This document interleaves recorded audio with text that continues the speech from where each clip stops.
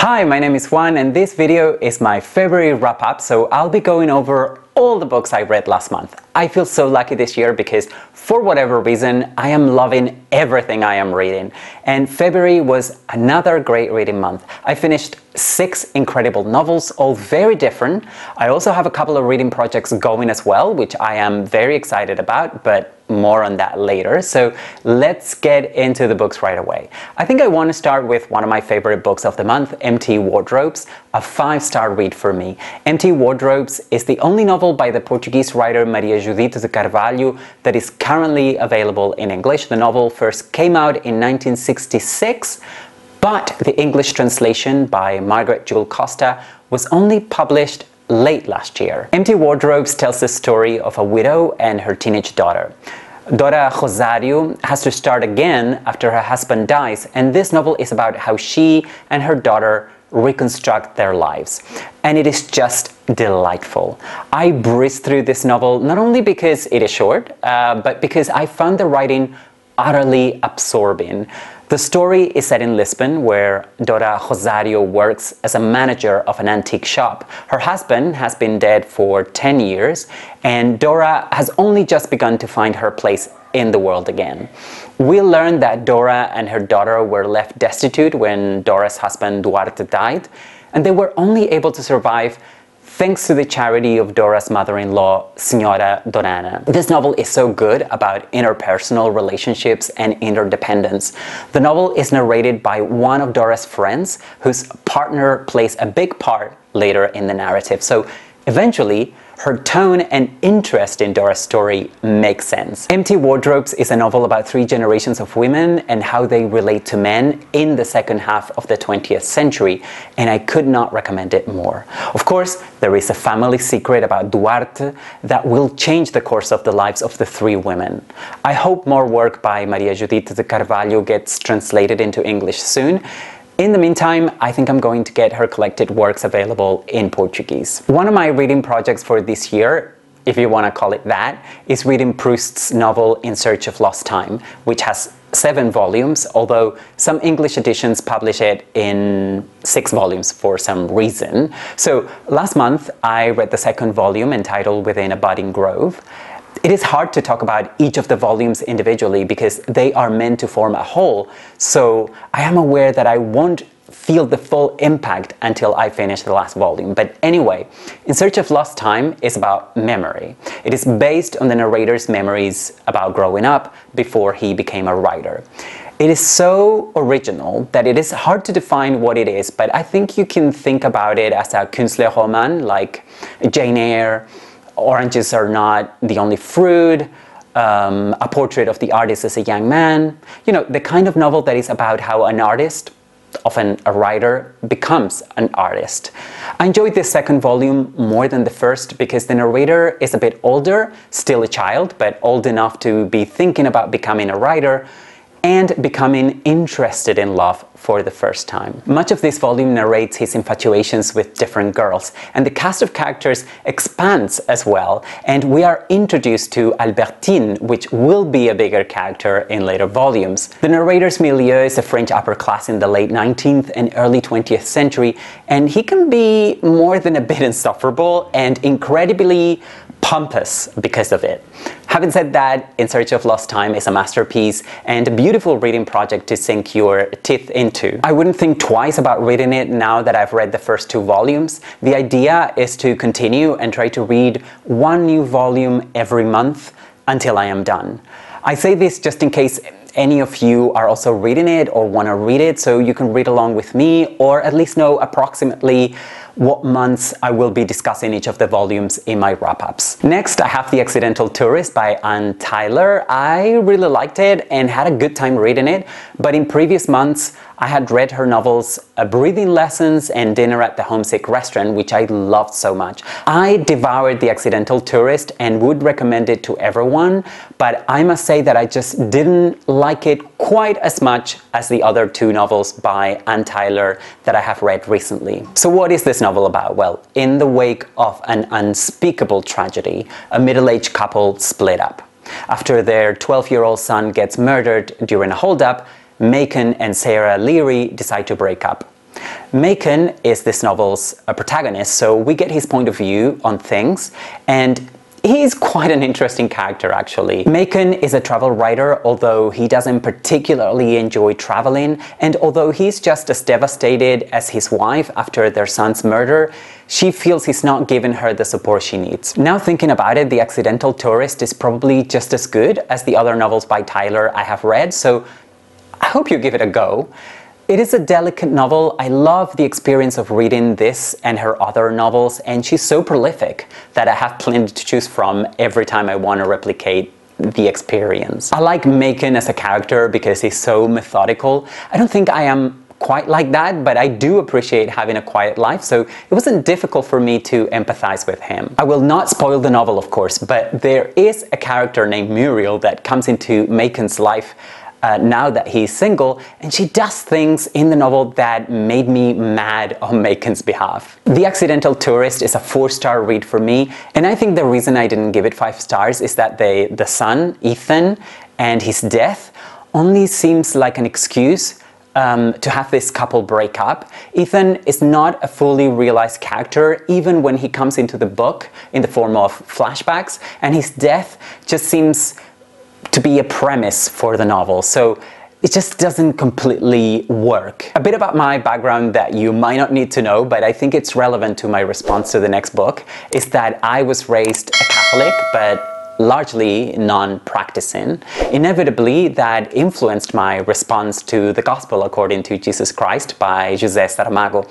And I think it's also relevant to point out that Saramago was a communist and an atheist. This novel is a retelling of Jesus' life that starts, as all accounts of his life tend to do, before he was born. The early sections of the novel are about Jesus' parents, Mary and Joseph. I don't think I would recommend this novel as an entry point to Saramago, and it is far from being my favorite novel by him. But The Gospel According to Jesus Christ is a good example of Saramago's writing and his more frequent preoccupations and favorite themes. I don't think I need to go over the plot, but I'll say that I enjoy the portrayal of the relationship between Jesus and Mary Magdalene. One of the scenes that will be burned in my mind for a long time is when they meet for the first time.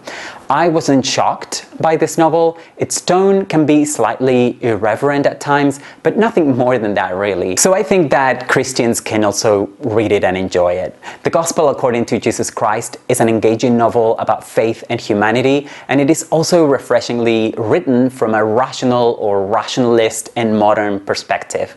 I don't think Saramago wants to be provocative or even less offensive with this novel, and it is one that I would recommend to everyone. I would say that having a Christian background, no matter how faint or strong, will make the reading experience more impactful and satisfying. I mean, if you know at least vaguely the canonical Gospels, you will probably get a lot more out of this novel. I bought a copy of The Stranger's Child many years ago. This novel by Alan Hollinghurst first came out in 2011, and I must have bought it around that time, but somehow I didn't manage to read it until last month. Hollinghurst is one of my favorite writers, and I had read all his novels before this one.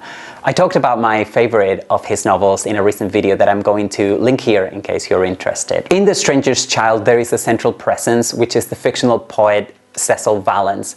He dies very young fighting in World War I and is mostly known for one of his poems. He's only alive in the first section of this novel, where we see the genesis of that poem. Cecil is spending the weekend with his lover George Saul in George's family's country house. The young poet makes quite an impression on the whole family, but mostly on his lover's younger sister Daphne. Of course, nobody in the family knows that Cecil and George are lovers. That first part of the novel takes place in 1913. By the second part, which takes place in the 1920s, Cecil is already dead and considered a second-rate poet. Throughout the novel, we see how Cecil's legacy and reputation change as the zeitgeist changes and more aspects of his life and work come to life.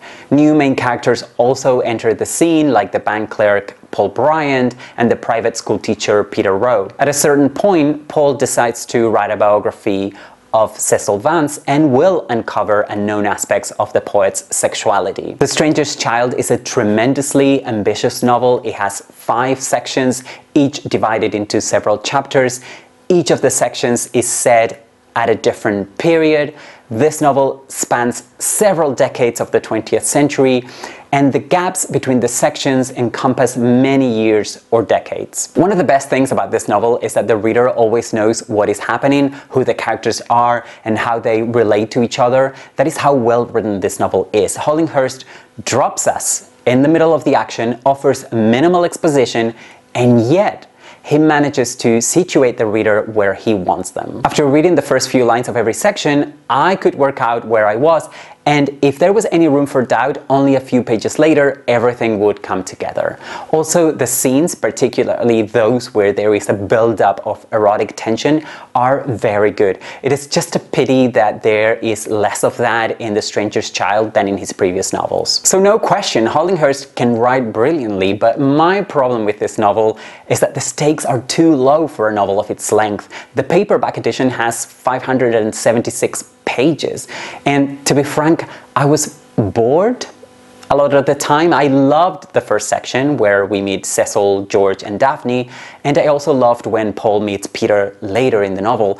There were flashes, a scene here and there that I enjoyed a lot, but there were also long portions of the novel that I found to be a slog, frankly. I'm so excited to talk about The Sea by Iris Murdoch. This was the novel for February for our 12 books for 2022 reading project. It is also the first novel for the project. I have made an announcement video about that project, so instead of talking about it here again, I'm just going to link to it. You can check it out later to see what other books there are and when we will be reading them this year. But let's talk about this amazing novel that is The Sea. I hope that you will let me know what you thought of this novel if you read along last month, because there is a lot to discuss about it. But here goes what I thought about it, okay? So Charles Arrowby is a retired playwright and theater director in his 60s.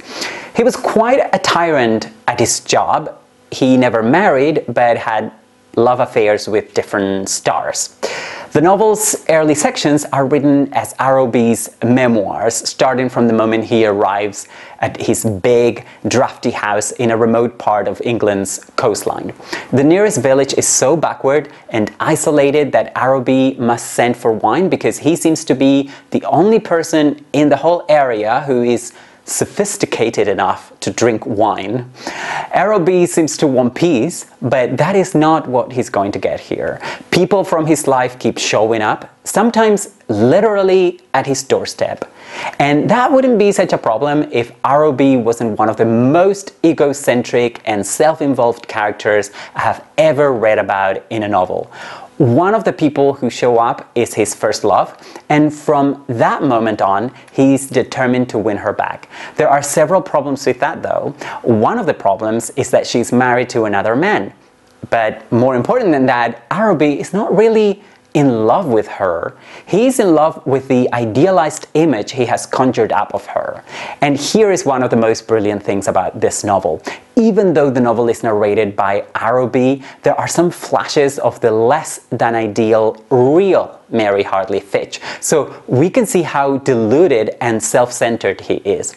By the way, everyone calls her Mary, but he insists on calling her Hartley. The early parts of the novel are the strongest for me. I love reading about Arrowby's daily routine, and I love the black humor throughout the whole novel.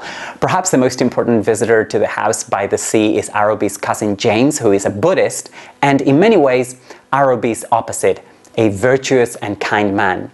The Sea is one of the most engrossing novels I have ever read, and in a way I am happy I didn't read it when I was younger. I don't know if this applies to the rest of Iris Murdoch's novels, but I think you need to have a certain amount of life experience to enjoy The Sea. The best thing about this novel is Charles Arrowby. He's an unreliable narrator that I found myself empathizing with, and at other times I judged him harshly. The Sea is a delicious reading experience, an insightful, thought-provoking, and yet riveting work. The Sea was my first novel by Murdoch, and I don't know what took me so long to read one of her books. When I finished the novel earlier last month, I took to Twitter and asked for recommendations, and I was surprised by how many fans Iris Murdoch has, and I was left with a long list of novels by her that I will make my way through in good time. See you soon.